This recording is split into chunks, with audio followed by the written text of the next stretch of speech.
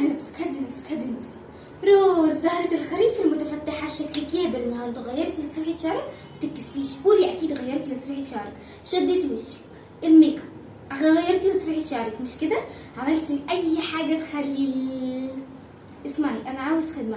اندر كان سهران امبارح بيشتغل في قسم الرمل، انا بقى محتاج مفتاح الباب اللي اندر استخدمه.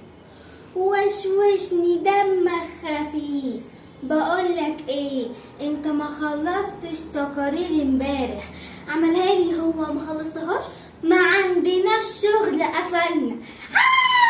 ايه ده جودي بتعملي ايه؟ انا يا ماما بذاكر كورس الدبلجه. بتحبي الكورس بتاع الدبلجه؟ حبيتيه قوي قوي. طيب ممكن بس تعملي لنا حاجه بقى من نيمو كده عشان انا بحبها قوي. ماشي. ارجوك ارجوك ما تمشيش ارجوك، انا محدش فضل كتير معايا زيك كده، ولو مشيت اصلا انا بفتكر حاجات كتير جدا وانا معاك. حتى بص مي شيرمان 42 حتى بص اهي على طرف لساني، عشان انا لما ببص لك وبشوفك بحس بامان. ارجوك مش عاوز الشعور ده يضيع مني، مش عاوزه انسى، بس كده. برافو يا جودي، حلو جدا جدا جدا. حلو جدا ان انت تشارك موهبه ابنك وان انت تشجعه حتى لو كانت بامكانيات بسيطه جدا. ويا سيدي حتى لو ما كانتش موجوده خالص شجعه ان انت تشاركك. قولي الصراحه بشاركك ولا مش بشاركك؟ لا قولي الصراحه. انا بحاول ان انا اشاركها حتى لو انا حافظه حاجات طبعا ما عرفتش ان انا اقول كده معايا عشان ما عنديش هذه الموهبه.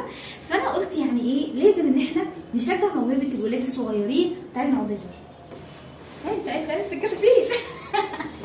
احنا لازم نشجعهم جدا ونسمع ليهم في حاجات كتير جدا. صح. مبسوطه بقى في كورس الدبلجه؟ لان انا بعمل حاجه انا بحبها. ايه بقى اكتر حاجه استفدتيها اللي كمان قبل ما اقول اي حاجه، قبل ما اقول اي حاجه بصوتي يعني لازم اقول 10 مرات ارنبنا في منور انور وارنب انور في منورنا. طب كويس ماشي حلوه. يعني بتعرفي تقوليها؟ طيب. عشان هي بتخليكي وانتي بتقولي تطلعي الفاظك صح والاحبال الصوتيه تكون صافيه. قوليها بقى. ايه ده انت بتحرجيني ولا ايه؟ لا يا جوزي كده بتكسفيني برضه. قوليها. ارنبنا في منور انور وارنب انور في منورنا. يس برافو عليا. شفتي؟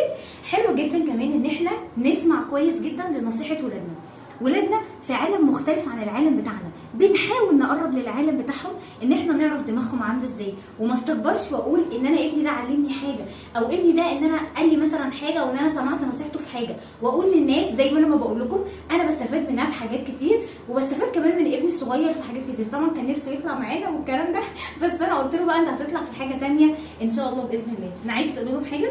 هسيب لكم لينك كورس الدبلجه في اول كومنت. اللينك الكورس في اول كومنت. حلو جدا. وايه تاني؟ ما تنساش الاشتراك في القناه وتفعيل الجرس عشان يوصل لك كل جديد. اشترك، اوعى تنسى اشترك. هنقول ايه؟ استنونا اشوفكم الفيديو الجاي. باي باي.